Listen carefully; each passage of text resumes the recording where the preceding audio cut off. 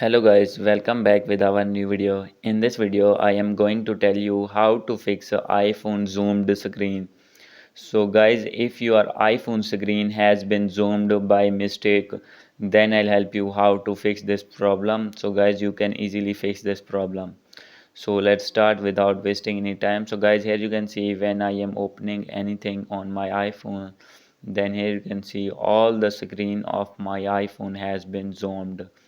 So guys, I am going to fix this problem. So guys, simply you need to click on volume up button and volume down button, and guys, after this you need to click and hold on power button until Apple logo is not appear. So guys, after doing this method, then your iPhone will be automatically restart, force restart, and guys, after force restarting, then your problem will be fixed. So guys, you can see here, so here you can see volume up and volume down, and click and hold on power button until Apple logo is not appear. So guys, wait for few seconds for Apple logo appearing. So wait for few seconds and wait for Apple logo. So guys, here you can see now Apple logo is appear. Then guys, you need to release your power button and wait for its opening. So guys, wait for a few seconds for its opening, and after opening it we will check that our problem is fixed or not. So guys, wait for a few seconds.